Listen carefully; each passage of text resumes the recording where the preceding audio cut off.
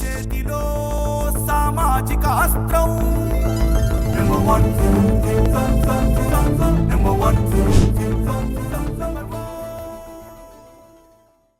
సమస్యలు ప్రతిదీ సమస్య. స్టాఫ్ నర్సెస్కి ఉన్నటువంటి సమస్యలు అందరికీ తెలిసిందే కాబట్టి ఒక 2-3 విషయాలు. మొట్టమొదటిసారిగా రెగ్యులరైజేషన్ కావాలి సార్ మాకు. అలాగే 115 జీవోని రద్దు చేయాలి.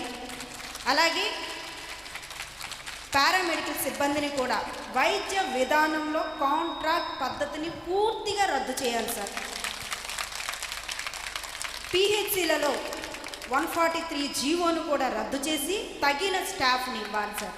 నైట్ డ్యూటీలో ఒక్క వాచ్మెనే కాదు సార్, దానికి తగ్గ కో స్టాఫ్ కూడా ఉండాలి సార్.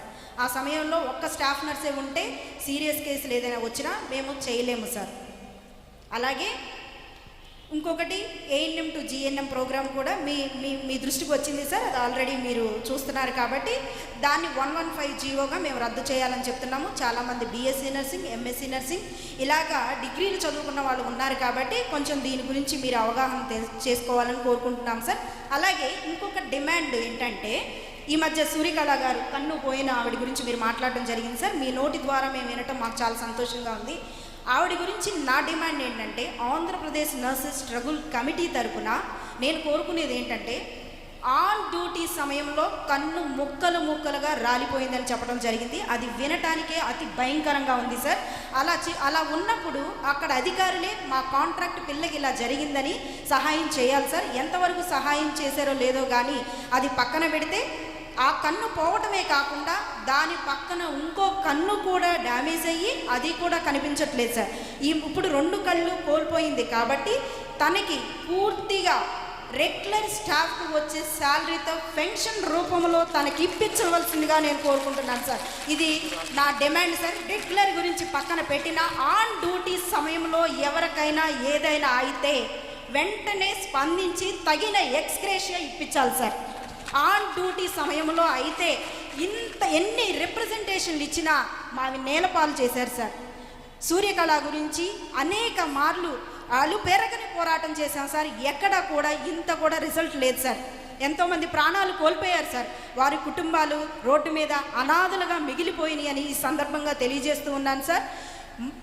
ఇక ముందు ఒకటి రెగ్యులరైజేషన్ చేయాలి, 115 జీవోని రద్దు చేయాలి, పిహెచ్సిలో తగిన స్టాఫ్ని ఖచ్చితంగా ఉంచాలి.